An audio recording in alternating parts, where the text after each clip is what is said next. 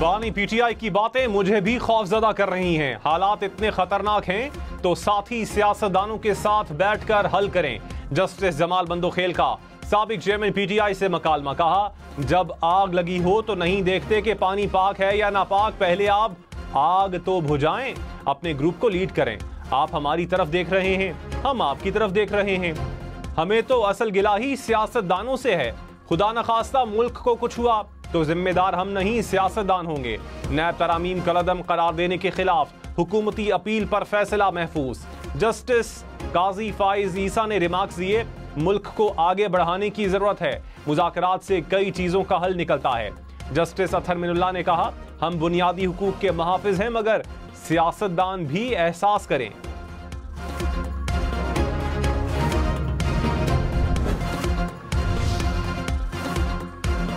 बानी पीटीआई को जेल में टीवी, एयर कूलर, मैट्रेस दस्तयाब है। किताबें, स्टडी टेबल और कुर्सी भी मुहैया की गई। वर्जिश के लिए साइकिल, फिजिकल फिटनेस बेल्ट और वॉक के लिए गैलरी भी मौजूद है। विफाकी हुकूमत ने साबिक चेयरमैन पीटीआई का कैद तन्हाई में होने का मौक़िफ़ गलत करार दे दिया। नैब तरामीम केस में सुप्रीम कोर्ट में जेल के कमरे की तस्वीर पेश कर दी। विफाकी हुकूमत ने कहा, अदालत मुनासिब समझे तो बानी पीटीआई के बयान और हकीकत जांचने के लिए कमीशन भी मुकर्रर कर सकती है। जस्टिस अमीनुद्दीन ने कहा, खान साहब आपको गैर जरूरी रिलीफ मिला, आप सिर्फ केस पर रहें। साइफर केस का हवाला देने की कोशिश पर चीफ जस्टिस ने बानी पीटीआई को रोक दिया। चीफ जस्टिस काजी फाइज ईसा ने कहा, साइफर केस में शायद अपील हमारे सामने आए। हमारा यही खदशा था, आप जेर इल्तिवा केस पर बात ना कर दें।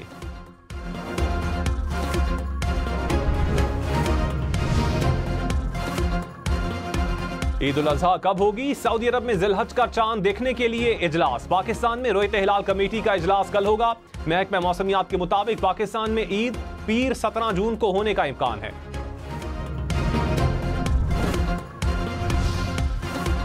लाहौर, इस्लामाबाद और पेशावर समेत मुल्क भर के लिए महंगी बिजली मजीद महंगी। एक माह के लिए कीमत में ₹3.33 फी यूनिट इजाफा। नेपरा ने माहाना फ्यूल प्राइस एडजस्टमेंट की मद में बिजली महंगी कर दी। सार्फिन इजाफी अदायगियां रवा माह के बिलों में करेंगे। इत्तलाक के इलेक्ट्रिक सार्फिन पर नहीं होगा। सुप्रीम कोर्ट में गलत दस्तावेजात जमा करवाने पर चीफ जस्टिस की नैब प्रोसिक्यूटर की सरजनिश। कहा, गलत दस्तावेज जाहिर करने पर तौहीन अदालत का नोटिस करेंगे। नैब तरामीम केस की समाअत का मुख्तसर हुक्मनामा जारी। कहा, नैब का $10 अरब रिकवरी का क्रेडिट लेना सरप्राइजिंग था। इदारों की जानिब से गलत दस्तावेजात जमा नहीं होनी चाहिए। नैब की बजट स्टेटमेंट कहाँ है? चेयरमैन नैब प्रोसिक्यूटर जनरल खुद रिकवरी और बजट की असल रिपोर्ट पेश करें। नैब तरामीम कलअदम करार देने के खिलाफ हुकूमती अपीलों पर समाअत मुकम्मल। नवाज शरीफ ने कहा, कौमी असासे तबाह करने वालों का एहतसाब होना चाहिए। अवामी फलाह के मंसूबे में ताखीर का सबब बनने वाले कवानीन में तरामीम की जाएं। मोटरवे हमने बनाई, दूसरे रोकते रहे। प्रोजेक्ट्स के रिकॉर्ड कायम किए। दहशतगर्दी और लोड शेडिंग हमने खत्म की। कोरियन कंपनी की बनी सड़क 10 साल खराब नहीं हुई। माजी में मोटरवे को तबाह कर दिया गया। बज़ाहिर तो पीटीआई की हुकूमत भी सिर्फ सियासतदानों का एहतसाब करना चाहती थी। चीफ जस्टिस काजी फाइज ईसा के नैब तरामीम केस में रिमार्क्स। कहा, आपको हमें दिखाना होगा कि तरमीम में गैर आईनी क्या था। नैब किसी वजीर आजम से ना पूछे कि ये घर कहां से लिया, वो कहे भाई ने तोहफे में दिया तो क्या होगा। ख्वाजा हारिस बोले, ऐसे में उसके भाई से पूछा जाएगा। चीफ जस्टिस ने कहा, इस तरह तो ये घूमता रहेगा। जस्टिस अतहर मिनुल्लाह ने कहा, नैब के कयाम का मकसद ही सियासी इंजीनियरिंग था। वजीर आजम शहबाज शरीफ ने कहा, पाकिस्तान चीन के नक्शे कदम पर चलकर तरक्की कर सकता है, मायूस नहीं होना चाहिए। पाक चाइना फ्रेंडशिप बिजनेस रिलेशन से खिताब। कहा, मानना चाहिए कि 76 वर्षों में हम तरक्की नहीं कर सके, हमें अपनी नाकामियों का एतराफ करना चाहिए। चीनी शहरियों पर हमले को पाकिस्तान दुश्मन अनासिर की साजिश करार दे दिया। कहा, चीनी शहरियों की सिक्योरिटी फूल प्रूफ बनाई जाए। वजीर आजम का बीजिंग में सिलिकॉन वैली के साइंस पार्क का दौरा। वजीर आजम की चीनी एग्जिम बैंक के सरबराह से भी मुलाकात।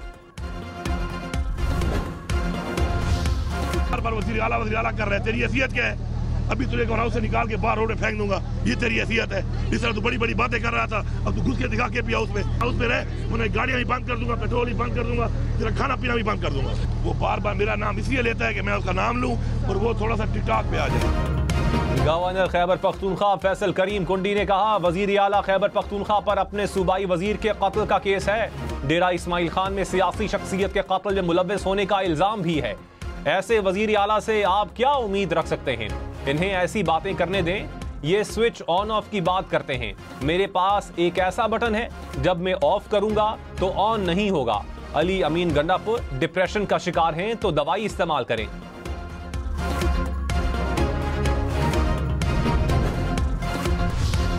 खैबर पख्तूनख्वा हुकूमत का विफाकी तरक्याती बजट से सूबे के मंसूबे निकालने का इल्जाम। बैरिस्टर सैफ ने कहा, खैबर पख्तूनख्वा के 91 जारी तरक्याती मंसूबे निकालना तासुब की इंतहा है। विफाकी हुकूमत सियासी अना की खातिर सूबे के अवाम का माशी कत्ल कर रही है। निकाले गए मंसूबों पर 70% काम मुकम्मल हो चुका है। अब फंड्स कहां से आएंगे? वजीर आला सिंध मुराद अली शाह की विफाकी हुकूमत से शिकायत। कहा, हाउसिंग स्कीम के लिए अभी तक विफाक ने पैसे नहीं दिए। सिंध हुकूमत सैलाब मुतासरीन के लिए 21 लाख घर बना रही है। 1.25 लाख के करीब घर तामीर हो चुके हैं। मंसूबे को शफाफ बनाने के लिए इकदाम किए हैं। ये 600 अरब रुपए का मंसूबा है। 16 मिलियन मुतासरीन का डेटा हमारे पास है। जिनीवा कॉन्फ्रेंस में सबसे ज्यादा पैसा इस हाउसिंग प्रोजेक्ट को मिल गया। कराची के इलाके डिफेंस में 2 रोज कबल सनतकार के कत्ल का वाकया डकैती मज़ाहमत का निकला। पुलिस के मुताबिक जांबहक सनतकार बैंक से 10 लाख रुपए निकलवा कर घर आ रहा था। बैंक से ही डाकुओं ने ताक़ुब किया, गाड़ी ना रोकने पर फायरिंग की। पुलिस ने शवाहिद हासिल कर लिए। सीसीटीवी की मदद से मुल्जिमान की तलाश।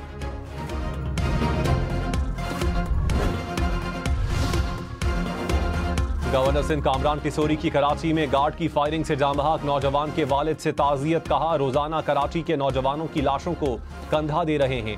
वरसा से तसल्ली के लिए अल्फाज नहीं, लगता है सोची समझी साजिश है। ये स्ट्रीट क्राइम नहीं, टारगेट किलिंग है। हम सबको सर जोड़कर हल निकालना है, सियासत नहीं करनी है।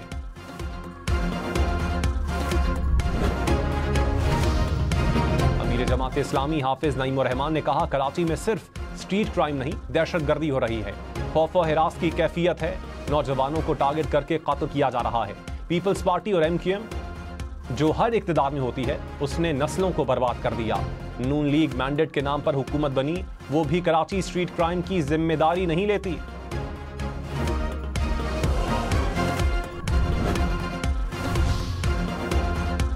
आप दो मुख्तलिफ बातें कर रहे हैं। एक तरफ आप एहतसाब की बात कर रहे हैं, दूसरी तरफ एमनेस्टी देते हैं। चीफ जस्टिस काजी फाइज ईसा का नैब तरामीम केस में बानी PTI से मकालमा। जस्टिस हसन अजहर ने इस्तफसार किया, आपने पार्लियामेंट में बैठकर क्यों नैब बिल की मुखालिफत नहीं की? जस्टिस अथर मिनुल्लाह बोले, आपने नैब तरामीम कलअदम करार देने की कोई वजह नहीं बताई। क्या आपका नैब पर एतबार रहेगा? जस्टिस अथर मिनुल्लाह ने बानी PTI को चीफ इलेक्शन कमिश्नर की तैनाती का मामला याद करवा दिया। कहा, यह मामला हाई कोर्ट में आया था, इलेक्शन कमिश्नर आपने खुद लगाया था। 76 साल पार्लियामेंट को नीचा दिखाया गया। पार्लियामेंट में बैठकर मसाइल हल करें।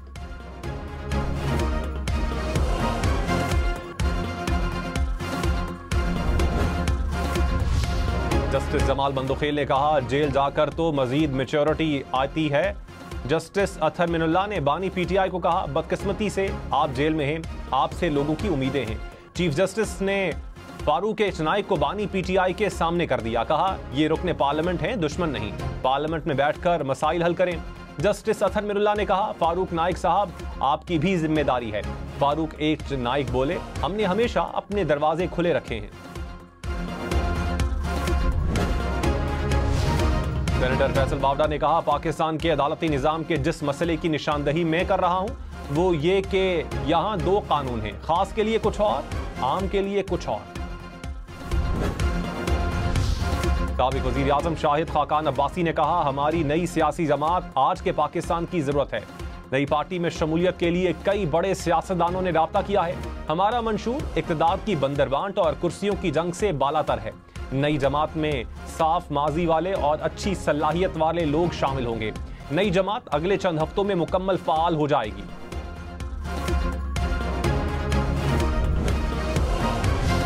मुल्क के मुख्तलिफ इलाकों में बारिश और यालाबारी। इस्लामाबाद, रावलपिंडी में हल्की बारिश। साहिवाल, पाकपतन, चीचावतनी, समंदरी, कोटअद्दू समेत पंजाब के बेशतर शहरों में बादल बरसे। मरी में भी बारिश। कोहाट, बालाकोट, एबटाबाद और जिला खैबर में मुसलसल दूसरे रोज बारिश। गर्मी की शिद्दत में कमी। बलोचिस्तान में संजावी, बारखान और कोहलू में बारिश के साथ यालाबारी। फसलों को नुकसान पहुंचा। नदी नालों में तुगयानी। नवाबशाह, मटियारी समेत सिंध में भी बादल बरस पड़े।